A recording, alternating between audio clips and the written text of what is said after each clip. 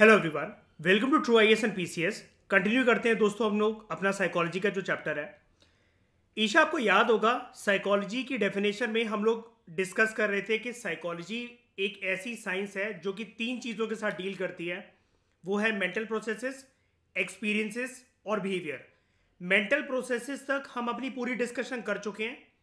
अब हमें दो कंपोनेंट और जानने हैं, एक्सपीरियंसेस और बिहेवियर क्या चीज़ होती है, राइट? ईशा, मैंने आपको कुछ लेक्चर्स पहले एक चीज़ बताई थी, आपको ये चीज़ रिकॉल होगी कि एक्सपीरियंसेस हर एक पर्सन के अलग होते हैं। किन्हीं भी दो लोगों के एक्सपीरियंस सेम नहीं हो सकते, चाहे भले ही वो ट्विंस क्यों ना हो, आइडेंटिकल ट्विंस क्यों ना हो, राइट? और इसके बेसिस पर हमने क्या कंक्लूजन निकाली थी? क्योंकि पृथ्वी में हर दो इंसान के एक्सपीरियंसेस अलग अलग हैं, इसलिए हर किसी की पर्सनैलिटी क्या है, एक दूसरे से अलग है। इस संसार में कभी भी ऐसा हो सकता है क्या 100% पर्सनैलिटी के एलिमेंट्स और कंपोनेंट्स किसी भी दो पर्सन के सेम हो जाएं? नहीं हो सकता। क्यों नहीं हो सकता? क्योंकि उनके एक्सपीरियंसेस अलग है, अलग अलग है, राइट? अब दोस्तों आप सब समझने की कोशिश करना जो मैं आपको बताने जा रहा हूं। साइकोलॉजिस्ट जो हैं वो एक्सपीरियंसेस को भी स्टडी करते हैं, क्योंकि एक्सपीरियंसेस जो है it is also connected with psychology. कैसे? बहुत सारे जो घटना होती हैं हमारे जीवन में वो हमारे माइंड के ऊपर कहीं ना कहीं इम्पैक्ट डालती है, और जब वो हमारे ऊपर घटना इम्पैक्ट डालती है ना, तो हम किसी ना किसी प्रकार के पर्सन जो है वो बन जाते हैं। ABC, XYZ, किसी भी तरीके की पर्सनैलिटी हम बन सकते हैं। जैसे कोई एक पर्सन बहुत बिगड़ा हुआ पर्सन था, उसके जीवन में एक अच्छी बंदी आई जिसने उसको सुधारा, और वो पर्सन सही ट्रैक पे आके जीवन में कुछ अच्छा बन गया, कोई बड़ा आदमी बन गया। सिमिलरली उल्टा भी हो सकता है, कभी एक पर्सन जो है वो बहुत अच्छे ट्रैक पे चल रहा है, मस्त एंजॉय करता है अपने दोस्तों के साथ, और वो करके बहुत हंसमुख पर्सन, उसके जीवन में एक लड़की आई और इस तरीके से उसको तबाह कर गई, उसके जीवन में सब कुछ तहस नहस कर गई, that he got involve in to drugs, cocaine, heroin, smoking, drinking etcetera. अब आप कहोगे सर इसमें तो फिर वो पर्सन की गलती हुई ना, वो ये बेवकूफ़ी कर क्यों रहा है, उसको अपने जीवन से प्यार क्यों नहीं है, वो दूसरों की वजह से अपने आप को हार्म क्यों कर रहा है? क्योंकि दोस्तों ह्यूमन साइकोलॉजी ऐसी ही काम करती है। दूसरों की बातों का असर होना, दूसरों के साथ हमारा एक्सपीरियंसेस जो बिल्ड होता है अच्छा या बुरा, उसका इम्पैक्ट हमारे दिमाग पर पड़ना, ये बहुत इंसानी रूप में स्वाभाविक चीज़ है, बहुत नॉर्मल चीज़ है। बस कभी कभार क्या होता है, हम आगे चलकर पढ़ेंगे, आप एक चीज़ और जानते होगे, आप सभी लोग, सबसे खतरनाक ह्यूमन साइकोलॉजी के साथ जो चीज़ होती है वो होती है अटैचमेंट्स। फिर चाहे वो इंसानों के साथ हो, जानवरों के साथ हो, आपकी किसी एक चीज के साथ हो, लेकिन उसमें से भी सबसे खतरनाक अटैचमेंट होती है इंसानों के साथ अटैचमेंट। और आपका अगर अटैचमेंट का लेवल किसी को लेकर बहुत ज्यादा है और सामने वाले का उतना नहीं है जितना आपका है, तो सामने वाला पर्सन तो आपको छोड़कर चला जाएगा, लेकिन उसके छोड़ने के बाद वो आपको तोड़कर भी चला जाएगा। अंदरूनी रूप से आप बिखरे बिखरे रहोगे। अब दुनिया आपको बोलेगी, बोल सकती है, और दुनियादारी की काफी हद तक बात ठीक भी है कि दूसरों की वजह से अपने आप को तुम क्यों हार्म कर रहे हो या कर रही हो, लेकिन पॉइंट ये है एक्सपीरियंसेस से उत्पन्न होने वाला हमारा अटैचमेंट हमारे दिमाग पर हावी हो जाता है, और वो चीज हमारी मेमोरी में बार बार रिकॉल होती रहती है, हमारी उसकी रिवीजन होती रहती है। तो ये सारी चीजें हम पढ़ने वाले हैं। अब मुझे एक बात बताओ, अगर एक्सपीरियंसेस ईशा इतनी गंभीर चीज हैं, तो मुझे एक बात बताना, जैसे मैंने अभी आपको दो एग्जांपल दिए, एक पर्सन कुछ भी नहीं था, आवारा था, और वो किसी के आने की वजह से एक आईएएस ऑफिसर बन गया, कोई बड़ा आदमी बन गया, और एक पर्सन बहुत नॉर्मल था, हंसमुख था, लेकिन किसी के आने की वजह से लाइफ में उसको इतना बुरा एक्सपीरियंस मिला कि वो ड्रग्स में, स्मोकिंग, ड्रिंकिंग में इन्वॉल्व हो गया। तो कहीं ना कहीं हमारी पर्सनैलिटी बनती है ना एक्सपीरियंसेस की वजह से, फिर चाहे वो हमें किसी पर्सन ने दिया हो या किसी सिचुएशन ने दिया हो। हाँ कि ना? पब्लिक में अगर किसी की कोई बेइज्जती हो जाए, अब दो तरह के लोग होते हैं दोस्तों, या तो उस बेइज्जती को वो सीरियसली दिल पर लेकर अपने आप को हर्ट करेंगे, या फिर पर्सन ये सोचता है भाई ये लोग होते कौन है मेरा मजाक उड़ाने वाला, मैं कुछ अच्छा बनकर दिखाऊंगा, मैं कुछ अच्छा कर कर दिखाऊंगा। तो वो उस चीज़ को जब दिल पे लेते हैं तो वो पॉजिटिविटी की तरफ मूव करते हैं, वो प्रोडक्टिव चीज़ों की तरफ मूव करते हैं। ठीक है, दो तरह के लोग होते हैं दोस्तों, जिनका प्यार में दिल टूटता है ना, या तो वो दारू पीना शुरू करते हैं, या तो वो बॉडी बिल्डिंग में आते हैं और अपनी हेल्थ केयर के बारे में ध्यान देते हैं, तो वो बनाना शेक और दूध पीना शुरू करते हैं। ठीक है, तो आपको ये डिसाइड करना होता है, अपनी साइकोलॉजी पे कंट्रोल रखते हो कि आप कौन सी साइड हो। अब सबसे इंपॉर्टेंट बात और बहुत मज़ेदार बात, एक्सपीरियंसेस जो होते हैं they are subjective in nature. इस लाइन का मतलब क्या हुआ Isha? Experiences are subjective in nature. आपका एक्सपीरियंस आप तक ही सीमित है। कितनी भी अच्छा कोई आपका दोस्त हो, माता पिता हो, कोई भी आपका मेंटर हो, कोई भी जिगरी यार हो आपका, लेकिन किसी के साथ किसी एक एक्सपीरियंस में जो आपने फील करा है वो चीज़, और जो आपके दिमाग ने मतलब एब्जॉर्ब करी है वो चीज़, वो एक्सपीरियंस है, ठीक है, और जो मेमोरी आपकी बनी है अच्छी या बुरी, वो चीज़ आप दूसरों को अपने मुख से अपनी ज़बान से बता तो सकते हो ईशा, लेकिन वो फीलिंग, वो एक्सपीरियंस, मानसिक रूप से वो अच्छा या बुरा जो पल था, वो आप वो दूसरे फील नहीं कर सकते हैं। हाँ हाँ या ना? तो यानी कि आपकी पर्सनैलिटी के कंपोनेंट में एक इंग्रेडिएंट अलग हो गया। आप दूसरों को बता सकते हो तो दूसरे आपको सिंपैथी या एम्पैथी तो दे सकते हैं, लेकिन एग्जैक्टली वो चीज़ फील नहीं कर सकते हैं। सब्जेक्टिव का मतलब ये हर एक पर्सन के एक्सपीरियंसेस अलग अलग होते हैं। हम डायरेक्टली किसी को भी ऑब्जर्व नहीं कर सकते हैं या फिर किसी और पर्सन के एक्सपीरियंसेस को नहीं जान सकते हैं। सिर्फ जो पर्सन हमें अपने ज़बान से, अपने मुख से, अपने शब्दों से जो बता रहा होगा या बता रही होगी, हम बस उसे या तो सिर्फ ऑब्जर्व कर सकते हैं या तो जान सकते हैं जब वो पर्सन हमें बताए। अब देखो, यहां पर भी एक पॉइंट होता है ईशा, बहुत बार लोग अपने एक्सपीरियंसेस को बताते बताते चीज़ों को मोल्ड भी कर देते हैं, या फिर बहुत बार जब लोग सच्ची तरीके से अपने एक्सपीरियंसेस को बता रहे होते हैं उनके पास एग्जैक्टली शब्द नहीं होते हैं वो बताने के लिए। मान लो कि आप किसी के साथ हर्ट हुए हो ईशा, या फिर आपको किसी से प्यार है, ठीक है, तो वो चीज़ हो सकता है एग्जैक्टली बताने के लिए किसी को भी आपके पास वर्ड्स ना हो बहुत बार, है ना? ये भी चीज़ होती है। सिर्फ जो एक्सपीरियंसिंग पर्सन होता है, मतलब जिसने वो चीज़ एक्सपीरियंस कर रखी होती है, जो वो बता रहा है या किसी और को समझा रहा है, सिर्फ वही पर्सन उस चीज़ के बारे में अवेयर होते हैं और कॉन्शियस होते हैं। कॉन्शियस मतलब अवेयरनेस, है ना, अपने एक्सपीरियंसेस के बारे में। ठीक है, तो इसका मतलब हम ये कह सकते हैं हमारे जो एक्सपीरियंसेस है, अगर हम बात करें कि उसकी लोकेशन है कहाँ, किसी भी पर्सन के एक्सपीरियंसेस की लोकेशन है कहाँ, मैं उनको कहाँ ढूंढने जाऊँ, where to find out those experiences, कहाँ जाऊँ मैं उनको ढूंढने, तो उसका आंसर है वो एक्सपीरियंसेस या तो हमारी अवेयरनेस में छुपे हुए हैं या हमारी कॉन्शियसनेस में छुपे हुए हैं। अवेयरनेस में कैसे? आप किसी से हर्ट हो ईशा, किसी ने आपको हर्ट कर दिया, तो आप अपने दोस्तों के साथ हैंग आउट करने बाहर तो जा रहे हो, लेकिन आपने देखा यार किसी और पर्सन को, या किसी और मतलब किसी और पर्सन को आपने देखा, या किसी एक एक कपल को देखा, और आपको अपने पल याद आ गए उनको देखकर। तो यानी कि वो चीज़ आपकी अवेयरनेस में, आपकी कॉन्शियसनेस में समा चुकी है, बस चुकी है, इसलिए आप उसको बाहर नहीं निकाल पा रहे अपने मन से, राइट?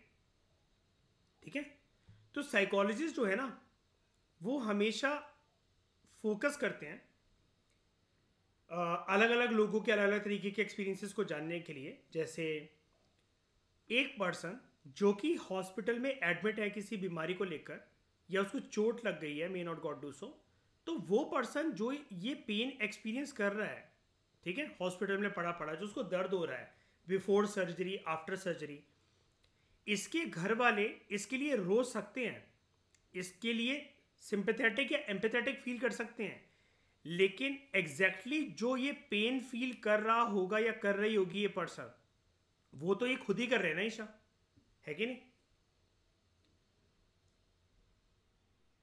अब साइकोलॉजिकल पेन भी बहुत अलग होता है बीरेफमेंट का, इसको भी कोई समझा नहीं सकता। Isha, do you know the meaning of bereavement? नहीं, बीरेवमेंट का मतलब ये होता है जब हम किसी से बे इंतहा प्यार करते हैं ईशा, और वो पर्सन इस दुनिया में अब नहीं रहा। इसलिए मैंने यहाँ पर फोटो लगाई है सनम तेरी कसम की है।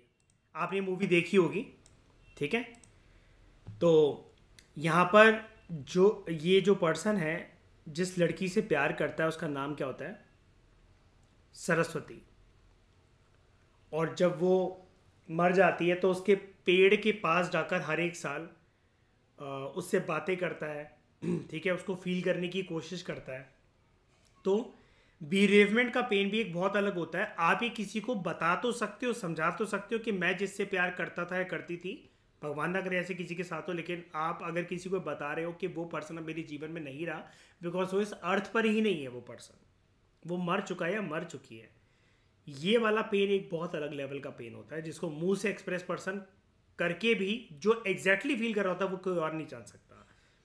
फिर कुछ कुछ हमारे एक्सपीरियंसेस होते हैं जिसकी वजह से हमें पॉजिटिव फीलिंग्स भी आती हैं, जैसे रोमांटिक इनकाउंटर्स, ठीक है।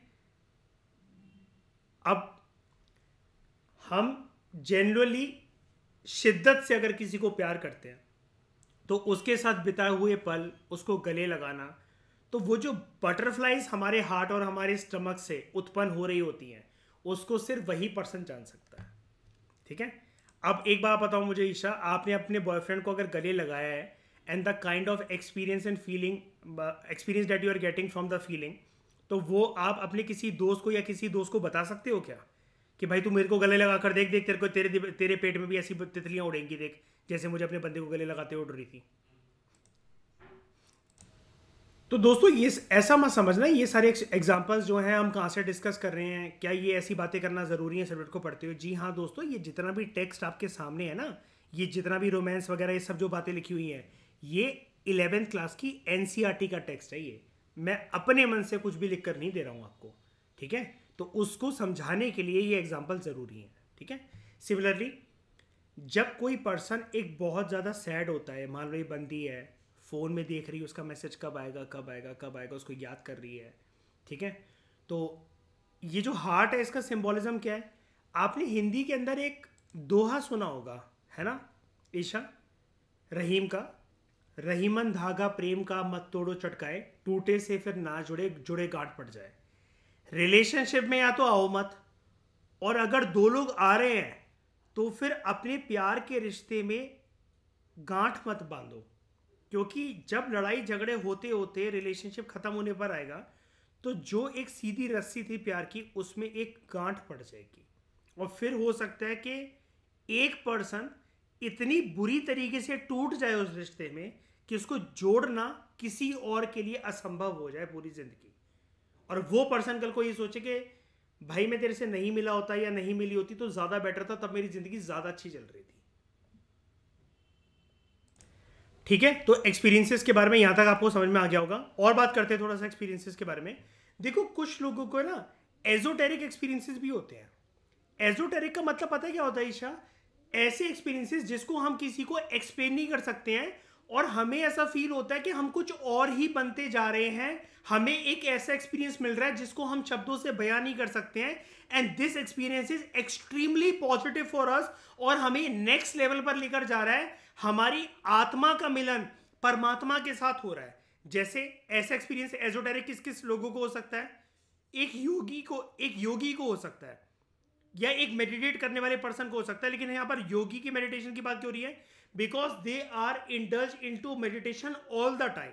उनका माइंड इतना क्लीन हो चुका होता है, इतना प्योर हो चुका होता है कि they feel like their individual soul is meeting with the universal soul, ठीक है।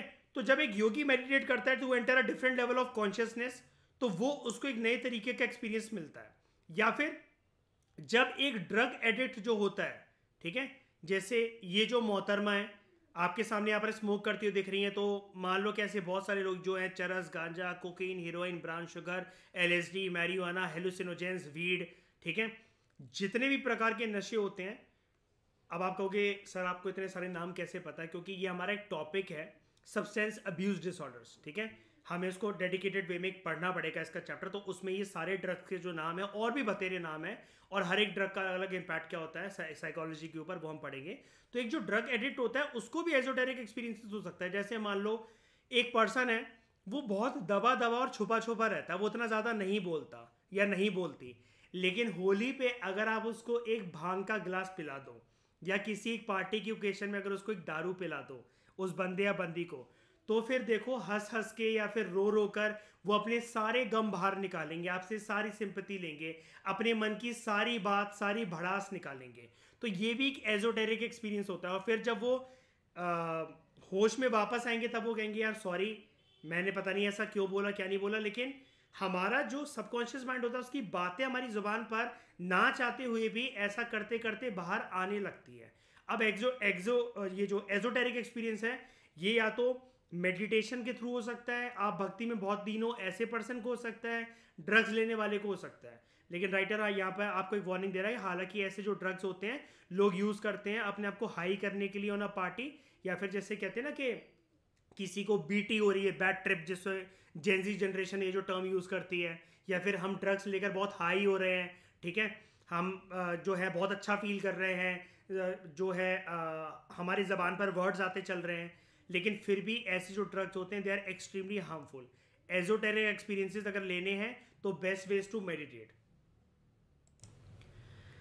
अब जो एक्सपीरियंसेस होते हैं, एक्सपीरियंसेस इन्फ्लुएंस होते हैं due to internal and external conditions of the एक्सपीरियर, ठीक है, एक्सपीरियंसर, मतलब जो पर्सन इनको एक्सपीरियंस कर रहा है इन एक्सपीरियंसेस को या कर रही है, वो कैसे इन्फ्लुएंस हो रहे हैं इंटरनली और एक्सटर्नली, ठीक है। अब इंटरनली एक्सटर्नली कैसे, अब जैसे जो ड्रग्स जो हैं आप ले रहे हो, कहां से ले रहे हो, ये एक्सटर्नल एलिमेंट हुआ कि नहीं हुआ ईशा? ड्रग्स तो पर्सन बाहर से ही लेगा ना, मतलब जो चीज है वो बाहर से ही आ रही है, फिर शरीर के अंदर एंटर हो रही है ना। और जो मेडिटेशन है वो क्या है, वो आपके अंदर से एक एनर्जी उत्पन्न हो रही है। लेकिन मुझे एक बात बताओ, ये मोहतरमा, ठीक है, सुंदर सी ये मोहतरमा भले ही चाहे ड्रग्स ले रही हो और ये योगी मेडिटेशन कर रहा हो, लेकिन फिर भी ये मेडिटेशन में ही क्यों इन्वॉल्व है और ये सिगरेट ही क्यों पी रही हैं? क्योंकि इनके दिमाग को अलग प्रकार का हिट मिल रहा है, इसी वजह से ना, है ना। योगी को बहुत डिफिकल्ट है ना कन्विंस करवाना कि आप ड्रग्स लो, और इस ड्रग्स लेती हुई मोहतरमा को कन्विंस करवाना बहुत मुश्किल है ना कि आप मेडिटेशन करो। क्योंकि इनको अपने ब्रेन में जो हिट मिल रही है वो उसी चीज से मिल रही है जो ये चीज कर रहे हैं, जिसमें इंडल्ज है, जिसमें इन्वॉल्व है, हाँ या ना। सिमिलरली दोस्तों, राइटर हमें यहां पर ये बोल रहे हैं, मान लो कि गर्मी का एक बहुत ही ज्यादा गर्मी, मतलब गर्मी में एक बहुत ही ज्यादा गर्मी भरा दिन है और आप एक क्राउडेड बस में ट्रैवल कर रहे हो, ठीक है, तो आपको बहुत ही ज्यादा डिस्कंफर्ट फील होगा। जैसे ये बच्चा जो है, अरे यार कितनी गर्मी है, मैं कब घर पहुंचूंगा, मेरे पास पानी भी नहीं है, हजार तरीके के टेंट्रम्स अपन करते हैं, और गर्मी होती तो ऑब्वियसली बात है पर्सन डिस्कंफर्ट तो फील करते ही है, ठीक है। लेकिन वो यूजुअल डिस्कंफर्ट फील भी नहीं होगा हमें अगर हम पिकनिक जा रहे हैं अपने दोस्तों के साथ, क्योंकि तब जो है हमारा जो ध्यान है, जो हमारा माइंड है, वो कहीं और डाइवर्ट हो जाएगा, ठीक है। फिर चाहे कितना भी गर्मी भरा दिन हो या कुछ भी हो, तब हम एंजॉय करेंगे, फिर हमें फील नहीं होगा अलग से, फिर हम नोटिस नहीं करेंगे कि हमें कितना पसीना आ रहा है, कितनी गर्मी है, क्या है, क्योंकि हम उस टाइम पर एंजॉय कर रहे होंगे। तो नेचर जो होता है एक्सपीरियंसेस का, वो सिर्फ वही पर्सन समझ सकता है, उसको वही पर्सन एनालाइज कर सकता है जो वो एक्सपीरियंस कर रहा है। और एक्सपीरियंस हमेशा हमारे इंटरनल या एक्सटर्नल कंडीशंस जो होती हैं उनसे प्रभावित होता है। तो यानी कि एक पर्सन के जीवन में जो भी एक्सपीरियंसेस उसको देखने को मिलते हैं, तो वो या तो कुछ इंटरनली होते हैं या एक्सटर्नली होते हैं। अब इंटरनली कैसे, आपको अगर किसी के साथ कोई एक एक्सपीरियंस मिला या फिर आपने किसी के बारे में सोचा, आपके मन से एक प्यार भरी, एक नफरत भरी भावना उत्पन्न हो रही है, तो ईशा ये तो इंटरनली हो रही है ना। मैं आपको एक एग्जांपल देता हूं ईशा, अगर इनिशियल डेज में if you are getting attached towards someone, और वहीं पर आप अपने आप को अगर रोक दो, अपने आप को समझा लो, या फिर सामने वाले पर्सन का जो नेचर है, रियल नेचर उसके आपके सामने आ जाए, और तब तक इतने एक्सपीरियंसेस आपके बने भी नहीं थे, तो आपकी प्यार भरी भावना रुक सकती है उस पर्सन को लेकर, राइट। रेदर देन पर्सन अपनी औकात 5 साल बाद 10 साल बाद जाकर दिखाए, जब हमारे साथ उसकी बहुत सारी मेमोरीज बन चुकी थी, बहुत सारे एक्सपीरियंस बन चुके थे, तब उसको भूलना या बुलाना थोड़ा सा मुश्किल हो जाता है। एग्री करते हो? ऐसे संसार में हर किसी के साथ ये चीज है कि नहीं? तो हमारे मन से कुछ चीजें उत्पन्न होती हैं और कुछ बाहर की एक्सटर्नल कंडीशंस की वजह से आती हैं। ठीक है? जब मान लो कि हमारे साथ कोई रिलेशनशिप में इंडल्ज होना चाह रहा हो, या फिर शादी का प्रपोजल आया हो किसी को एज अ अरेंज मैरिज, या आपके बहुत अच्छे दोस्त ने आपको बहुत साल बाद प्रपोज करा हो, तो ये हो गई एक्सटर्नल कंडीशंस, फिर वो आपको दिमाग के ऊपर इंपैक्ट डालती हैं। और इंटरनल क्या हुआ? फिर आप घर जाके आराम से लेट कर तकिए पे सर रख के सोचोगे मुझे क्या रिप्लाई करना है, मुझे हाँ करना है कि ना करना है। मैं पहले भी रिलेशनशिप में हर्ट हो चुका हूँ, हर्ट हो चुकी हूँ, दोबारा मुझे इसको हाँ करना सही रहेगा कि नहीं रहेगा। फिर से वो राम कथा पूरी चलानी पड़ेगी, लेकिन नहीं यार, ये पर्सन जेन्युइन है, वो पर्सन बहुत गद्दार था। ऐसी 100 तरीके के तिगड़म और कॉम्प्लेक्सिटीज वाली एनालिसिस हमारा दिमाग करता है। लेकिन पॉइंट इज दोस्तों, 100 बातों की एक बात, हमारे जो एक्सपीरियंसेस होते हैं वो दूसरे लोगों से अलग होते हैं, क्योंकि बाहर से जो मिलते हैं एक्सपीरियंसेस हमें, या बाहर हम किसी भी कंडीशन के अंदर होते हैं, उससे जो मेमोरी लेकर आए होते हैं, हमारा दिमाग फिर अलग तरीके से उनको इंटरप्रेट करता है। और ये जो इंटरनल कंडीशंस है ना, इसी को ईशा कई लोग कहते हैं कि जब हमारा दिमाग स्टोरी मेकिंग करता है। अच्छे पर्सन को हम बहुत अच्छा मान जाते हैं। आपके साथ अगर किसी ने अच्छा करा है ना, आपको कोई एक पर्सन अगर पसंद आने लगा है, हम उसकी एक तारीफ में 11 तारीफें जोड़ देते हैं। और ऐसे ही अगर किसी की बुराइयां करते हैं तो उसकी एक चुगली में 111 चुगलियां जोड़ देते हैं। ठीक है? तो इंटरनली भी हमारा दिमाग बहुत स्टोरी मेकिंग करता है। वो भी हमें एक झूठे एक्सपीरियंसेस देता है हमारा दिमाग हमें। जब कोई एक पर्सन है, उसने आपके साथ अच्छा करा, अच्छा एक्सपीरियंस दिया, तो पर्सन अपने मतलब हमारा दिमाग अपने हिसाब से उस पर्सन के बारे में 4-5 कहानियां और जोड़ लेता है। और एक्सटर्नल कंडीशंस जो बाहर से हमें सिग्नल मिलते हैं आउटसाइड आवर बॉडी। ठीक है? तो ये है साइकोलॉजी की डेफिनेशन में दूसरा कंपोनेंट। पहला हमने पढ़ा था मेंटल प्रोसेसेस, दूसरा आज हमने कंप्लीट करा एक्सपीरियंसेस। ठीक है? काफ़ी डिटेल में मैंने इसको आपको बता दिए, सारे एस्पेक्ट बता दिए, और डिटेल में इसको आगे जानेंगे। लेकिन उससे पहले हम तीसरा कंपोनेंट कंप्लीट करेंगे अगले लेक्चर के अंदर, दैट इज बिहेवियर। इस डिस्कशन में दोस्तों फिलहाल इतना ही। Thank you very much for discussion.